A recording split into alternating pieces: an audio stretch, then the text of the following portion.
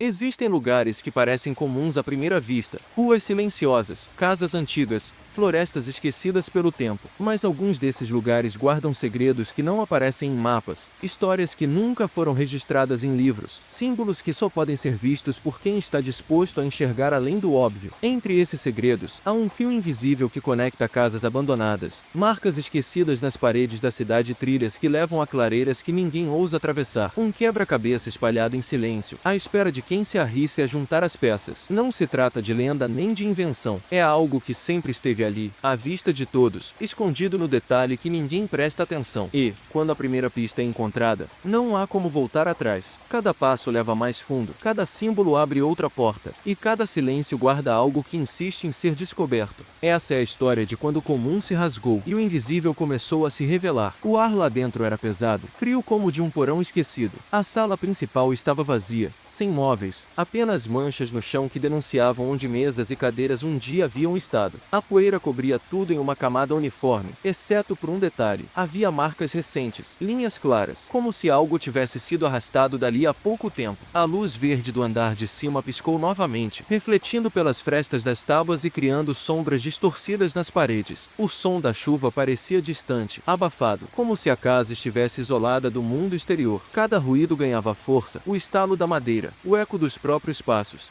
Até a respiração parecia mais alta. A escada que levava ao segundo andar rangia antes mesmo de ser tocada, como se protestasse contra a ideia de ser usada. Mas a claridade continuava pulsando lá em cima, guiando como um farol silencioso. A cada degrau, o frio aumentava, e a sensação de estar sendo observado se tornava inevitável, embora não houvesse ninguém à vista. No topo, um corredor estreito se estendia para os lados, mas apenas uma porta deixava escapar a claridade esverdeada. A maçaneta, coberta por ferrugem, estava gelada ao toque. Por um instante, o som da chuva cessou completamente, e só restou o coração acelerado, preenchendo o silêncio. Quando a porta finalmente se abriu, o brilho tomou conta do quarto. O quarto estava quase vazio, mas o olhar era imediatamente atraído para o centro. Ali, uma cadeira de balanço ocupava o espaço como se fosse o único objeto que importava. Sobre ela, repousava um corpo imóvel, curvado, com a cabeça caída para o lado. A luz verde não vinha de nenhuma vela ou lâmpada, mas do próprio peito daquela figura, pulsando como se ainda houvesse algo vivo dentro. A pele estava pálida e ressecada, colada aos ossos, lembrando mais um retrato antigo do que alguém real. Mesmo assim, havia uma estranha tranquilidade na cena, como se o corpo apenas esperasse por algo. O brilho não queimava os olhos, mas hipnotizava, obrigando a olhar mais fundo. No teto, reflexos se espalhavam em formas geométricas, símbolos que se entrelaçavam e se repetiam, formando desenhos que pareciam respirar junto com a luz. Eles não eram familiares, mas carregavam uma lógica que despertava uma compreensão instintiva, como se o significado estivesse ali, à beira da memória. O ar no quarto era imóvel, quase sólido, e a cada segundo crescia a sensação de que aquele lugar não era apenas uma casa abandonada, mas parte de algo muito maior. A claridade parecia mais forte agora, preenchendo cada canto do espaço, e os símbolos brilhavam como se aguardassem por uma decisão. O corpo, embora imóvel,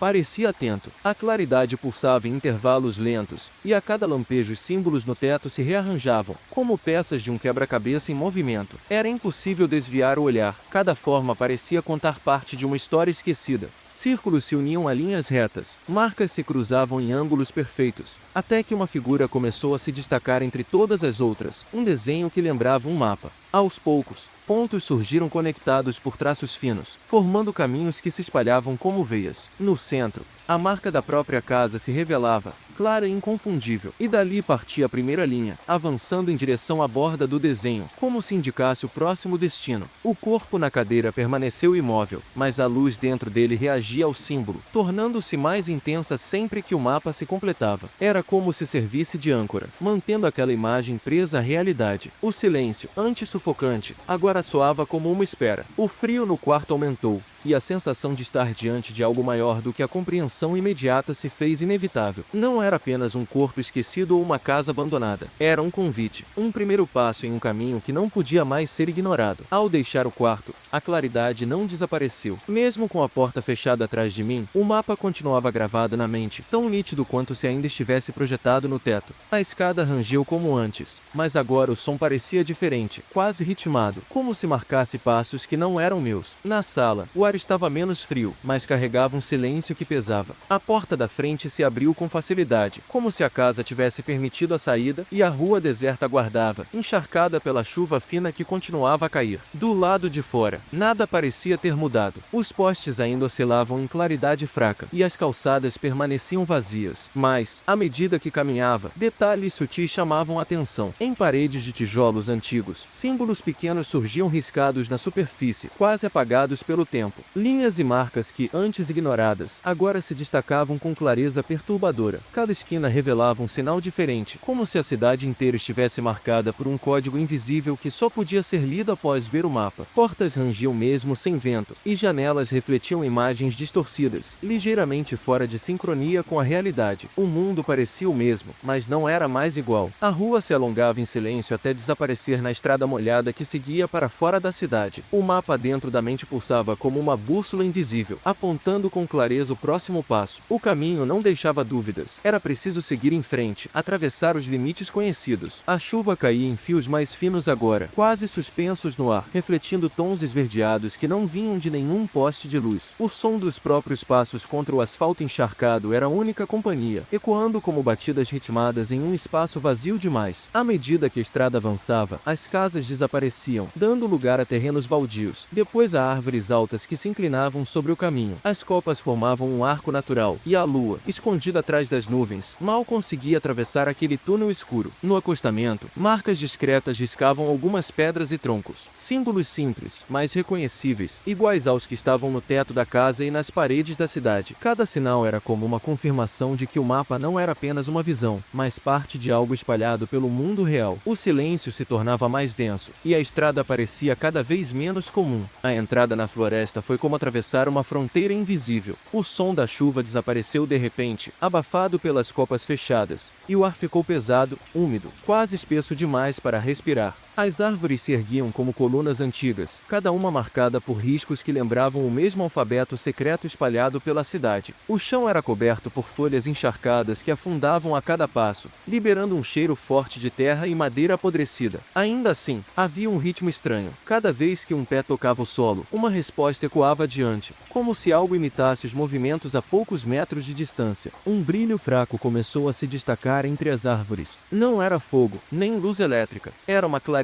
leitosa, difusa, que parecia pulsar no próprio ar, como se tivesse vida. Ao me aproximar, notei que vinha de símbolos gravados em um tronco gigantesco. As marcas estavam frescas, como se alguém as tivesse feito minutos antes. E, naquele instante, o mapa mental reagiu. As linhas dentro da mente se ajustaram, indicando que aquele era apenas o primeiro de muitos pontos espalhados pela floresta. O caminho estava apenas começando. Quanto mais fundo na floresta, mais o mundo parecia se distorcer. As árvores, antes dispersas, começaram a se alinhar em corredores perfeitos, formando passagens estreitas que conduziam sempre adiante. Era impossível se perder, pois os símbolos brilhavam em intervalos regulares, como faróis pálidos apontando o caminho. O ar estava tão silencioso que até a própria respiração soava alta demais. Nenhum inseto, nenhum animal, nada além do render ocasional de galhos que se moviam sozinhos, mesmo sem vento. De repente, um som se destacou, um gotejar, ritmado, constante. Não era chuva, vinha de dentro da floresta. Seguindo o som, encontrei uma clareira pequena, onde o chão estava encharcado de uma água escura que refletia o brilho dos símbolos. No centro, havia uma pedra achatada, e sobre ela um objeto metálico, um relógio de bolso. O metal, apesar de antigo, não apresentava ferrugem. Estava intacto, como se tivesse sido deixado ali recentemente. Ao tocá-lo, os ponteiros começaram a girar sozinhos, rápido demais para que fosse possível acompanhar. O som do tic-tac encheu a clareira, abafando qualquer outro ruído. E então, tudo parou. O ponteiro travou em um horário específico, e o mapa mental se expandiu outra vez, revelando um novo destino mais profundo na floresta. O relógio permaneceu parado, com os ponteiros fixos em um horário impossível de ignorar, 3h15. No exato instante em que os ponteiros se alinharam, a floresta reagiu. O silêncio absoluto foi quebrado por um som distante, um estalo profundo, como se algo gigantesco tivesse se movido sob a terra. As árvores ao redor da clareira começaram a se inclinar levemente, não pelo vento, mas como se estivessem vivas, observando. Os símbolos em seus troncos brilharam ao mesmo tempo, pulsando em sincronia com o relógio, formando uma sequência rítmica que lembrava uma mensagem. A pedra sob meus pés tremeu, e a água escura refletiu algo que não estava diante de mim, uma estrada, feita de símbolos brilhantes, avançando pela floresta e desaparecendo no breu. Era um reflexo impossível, mas convidativo, como se dissesse que ali estava o caminho.